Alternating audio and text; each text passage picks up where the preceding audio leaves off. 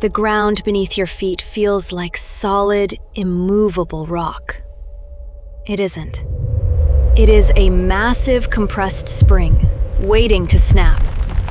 In 2011, the magnitude 9.0 Tohoku earthquake released kinetic energy so incomprehensibly massive that it physically altered the planet, shifting the Earth's figure axis by 17 centimeters and actually shortening the length of a day by 1.8 microseconds. When the Earth releases that kind of unstoppable geological energy, an energy scale so violent it alters planetary physics, how is it physically possible to design a skyscraper that survives a direct hit? How do you build a city that can withstand the ground beneath it snapping and releasing the energy of a nuclear bomb? To understand how to survive an earthquake, we first have to understand the illusion of solid ground. Earthquakes happen along tectonic plate boundaries, driven by the churning convection of the mantle deep below. Fault lines do not just constantly slide past each other, they get stuck.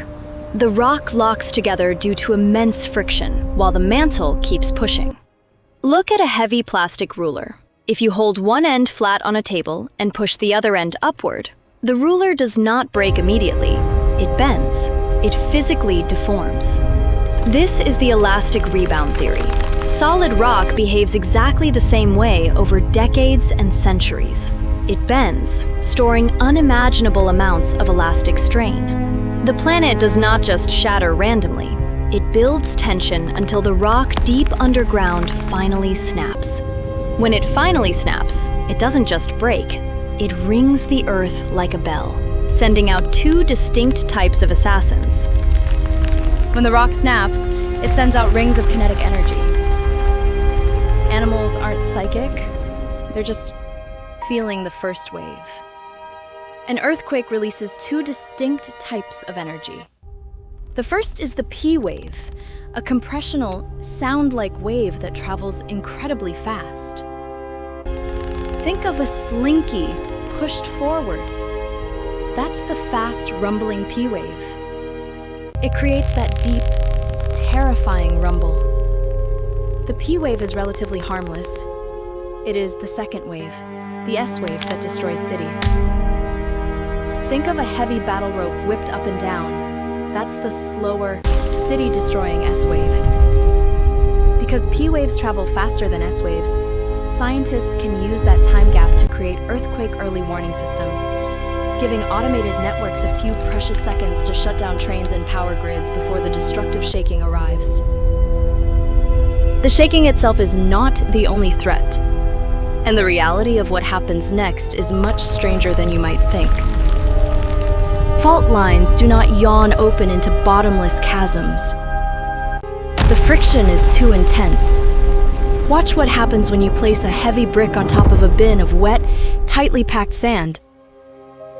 It sits perfectly stable. Press a vibrating motor against the glass and the solid ground instantly turns into a liquid soup.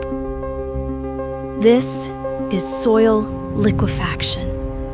When violent S waves hit water-saturated loose sediment, the intense vibration forces the water pressure upward, pushing the grains of sand apart. The friction holding the soil together vanishes. That saturated soil loses all structural integrity and behaves like a liquid, causing heavy foundations to rapidly sink and tilt out of the ground. So, you are facing liquid ground and shear waves that can snap steel. For decades, engineers thought the answer was thicker concrete and deeper anchors. They were wrong. The harder they fought the Earth, the faster their buildings fell. If you make a building too stiff and firmly attach it to the ground, it will absorb the full, violent force of the S waves.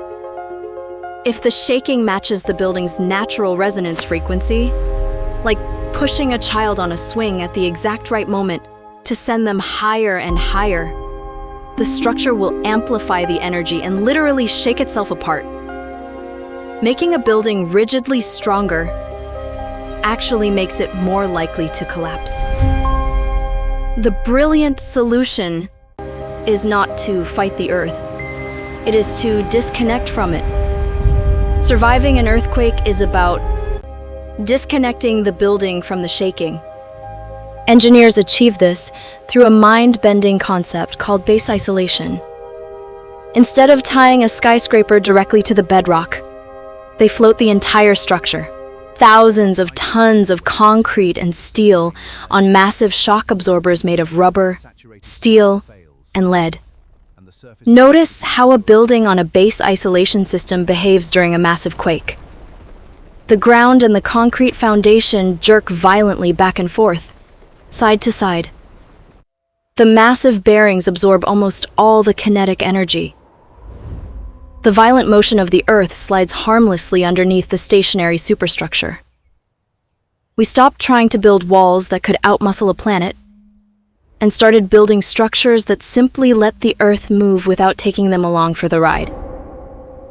We cannot stop tectonic plates from moving. We cannot even predict exactly when they will slip.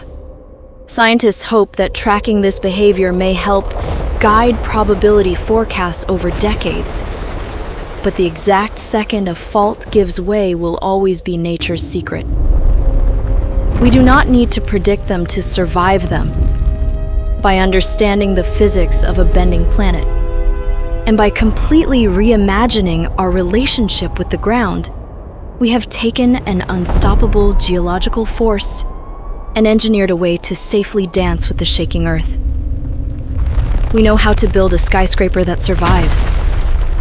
What happens to the aging brick-and-mortar cities that aren't isolated? We ran a simulation on exactly what happens when the big one hits a vulnerable grid